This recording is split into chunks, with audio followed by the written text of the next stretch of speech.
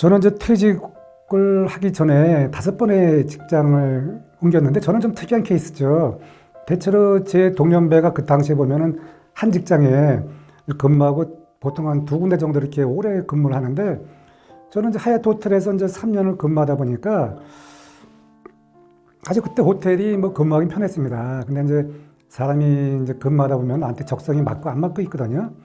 그래서 저는 이제 3년 하다가 또 호텔이 이게 좀 맞지 않아서 그런 차에 롯데월드에서 이제 그 경력을 뽑아서 제가 이제 글로 이제 이직을 했죠. 그래가지고 이제 롯데에서 그 근무 임원을 그만두고 이제 마지막 중견기업 사장을 그만둔 다음에 퇴직 후에는 제가 그 스타트업이라고 해가지고 그러니까 우리가 퇴직하면서 그냥 가만히 내가 이렇게 그 정치하는 것이 아니라 많은 사람을 만나다 보면은 또 기회가 생기더라고요. 그래서 저는 어느 모임에서 그 이야기하다 보니까 그 중소기업청에서 청장년 40대 이하와 40대 이상 스타트업 그 선정하는 기업에 제가 같이 이제 응모를 해서 거기서 선정돼서 내가 또 이제 1년간 고문직을 했고요. 그리고 또 이제 그 롯데에서 근무할 때 오래전에 그 모 명품을 취급하던 분을 만났습니다. 그때 그분이 저한테 왜 그 30년 근무한 거를 왜 이렇게 그냥 뭐 이렇게 썩히느냐 그래가지고 그분이 기회를 줘갖고 거기 이제 상임 고문을 제가 해가지고 또 많은 이제 기회를 내가 이제 얻었죠. 그리고 저는 이제 중견 면세점 할 때 롯데 면세점에서 제가 페이스북을 그 마케팅 하다 보니까 페이스북 마케팅 했거든요. 중견 면세점에 가서 제가 거의 페이스북에 미쳤습니다. 그래서 페이스북을 하다 보니까 어느 분이 저를 찾아왔는데 그분이 작가더라고요. 그래서 제가 야 그럼 나도 한번 책을 써볼까? 이렇게 하다가 제가 2020년도 8월 달에 그 책을 출간했습니다. 책을 출간하고 나니까 저한테 또 제가 퇴직 후에 다른 사람보다 좀 이렇게 덜 그 뭐랄까 무료함이랄까 그것이 내가 또 이렇게 그 바쁜 일정을 만들 수 있는 그런 계기가 되었습니다. 그 퇴직하고 그 당장 내 퇴직을 하고 나니까 힘들었던 게 저 연락처가 좀 이렇게 당연히 줄더라고요. 그 이제 아무래도 그 직장인의 생활할 때 그 30년을 근무할 때는 다 그게 이해관계로 이렇게 다 연락이 되는 거 아닙니까? 근데 이제 퇴직을 하니까 이해관계가 아무래도 떨어지니까 나에게 그 전화 벨소리가 좀 줄고 그리고 제가 또 이렇게 하루를 보내면서 보니까 그럼 내가 그럼 앞으로 이렇게 연락처도 줄고 내가 뭘 해야 될까 이렇게 좀 불안감이 좀 들어오긴 들어왔는데 그런데 저는 이렇게 생각합니다. 그 퇴직하고 나서 어차피 내가 내 인생을 개척해야 되니까 그런 거에 연연하지 말고 내가 적극적으로 의식적으로 생각을 바꿔서 내가 그 하던 그 과거의 그 경험이라고 하는 것은 굉장히 그 가치가 있는 거거든요. 오랫동안 그 내가 온몸으로 경험한 거기 때문에 그래서 그거를 토대로 해서 내가 새로운 것을 이렇게 좀 찾으려고 노력하다 보면은 또 길이 열리는 것을 저는 경험을 했습니다. 그래서 퇴직하고 나서 좀 이렇게 잠시는 내가 좀 이렇게 좀 뭘 해야 될지 좀 먹먹했지만 또 이제 한 달 지나고 2달 지나고 하다 보니까 내가 그 경험을 자꾸 이렇게 뭘 사용할 수 있을까 생각하니까 그렇게 뭐 이제 좀 자연스럽게 정상적으로 되돌아왔다 할까요? 그렇게 이제 보내고 있습니다. 그러니까 이제 살아가면서 근데 원래 그뭐 대표님도 마찬가지지만 남자들이 이렇게 여자같이 자상한 건 아니잖아요. 그렇지만 또 그 삶이라고 하는 것이 또 사람마다 다 틀리지만 저도 뭐 이렇게 마찬가지입니다. 이렇게 집에 가서 뭐 직장 생활 이렇게 하도 거기서 치이다 보니까 집에 가면은 그냥 뭐 별일 없냐 하고 이렇게 그냥 뭐 그런 식으로 보냈지만 그렇지만 가장 중요한 선택을 할 때는 제가 그래도 감사한 게 가족을 이렇게 좀 같이 모아서 이야기를 했거든요. 가족들이 처음에는 좀 이렇게 퇴직을 한다고 하니까 처음에 서먹서먹하다가 나중에는 또 자꾸 이게 진솔해지니까 가족들이 거꾸로 아빠 그동안 고생 많이 했으니까 이제 좀 쉬면서 이렇게 거꾸로 위로를 받는 상황을 맞게 되더라고요. 그래서 우리도 이렇게 살아가다가 그런 퇴직 같은 게 있거나 중요한 일이 있을 때는 가족과 이야기하는 게 좋지 않겠나 이렇게 생각이 됩니다.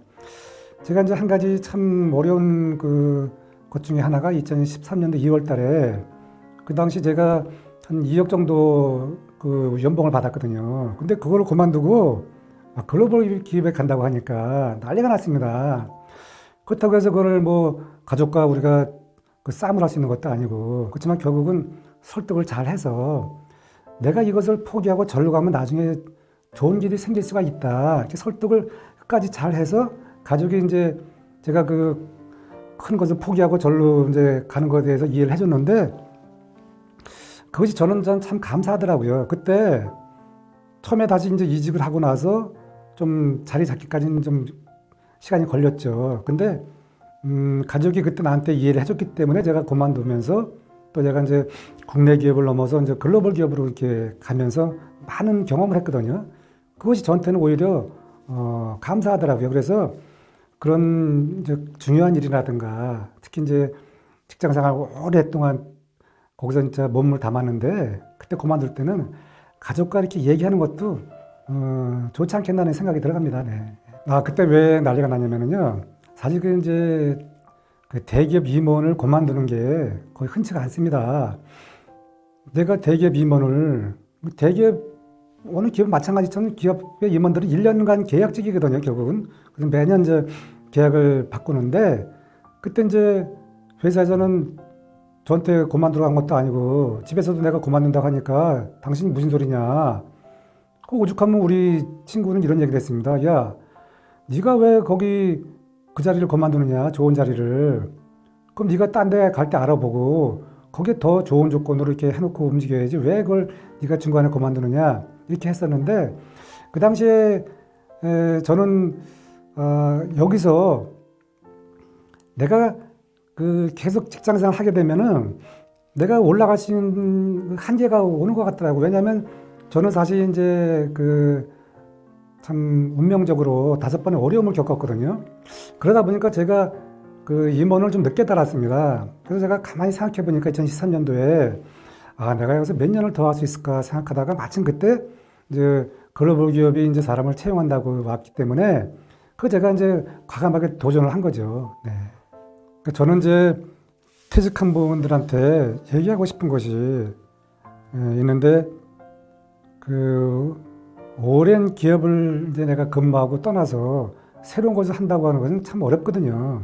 내가 과거에 경험해오던 나만의 콘텐츠와 내 경험이 있는데 이것을 내가 단절해갖고 새로운 것을 한다는 것은 참 이게 저는 어렵다고 생각합니다. 그래서 우리가 퇴직하고 나서 뭘 할 것인가 할 때 내가 이제 주변에 이렇게 얘기를 들어다 보니까 그냥 내가 뭘 하지 이렇게 준비 없이 나오다 보면은 무의미하게 그냥 정리만 하다 보내는 게 아닌가. 그래서 저는 정리를 하는 것이 아니라 내가 새롭게 뭔가를 준비를 해서 내가 또 새로운 제2의 제3의 그러한 캐리어를 쌓아가지고 뭐 거창한 건 아니지만 내가 하루하루 이렇게 의미 있게 보내다 보면은 또 분명히 좀 좋은 일이 있을 거라고 생각합니다. 왜냐면 20, 30년 또 앞으로 우리가 살아가야 되니까 그때 또 무엇이 생길지 아무도 모르지 않습니까? 그래서 저는 그렇게 준비를 하면서 그런 게 좋지 않겠나. 근데 주변에 보면은 이제 뭔가 이렇게 좀 모아둔 거를 뭐 할까 하다가 또 어려움에 겪거나 또 그동안 수익을 다 이렇게 한꺼번에 날려버리는 경우가 있는데 저는 그것보다는 내가 과거에 경험했던 콘텐츠를 다시 이렇게 좀 새로운 트렌드에 맞게 거기서 새로운 캐리어를 쌓다 보면은 저는 그것이 더 좋지 않겠나 이렇게 생각이 됩니다.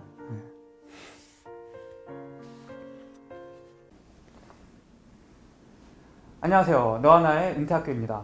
오늘은 여러분들께 특별한 제안을 드리고자 이렇게 영상을 찍게 되었습니다.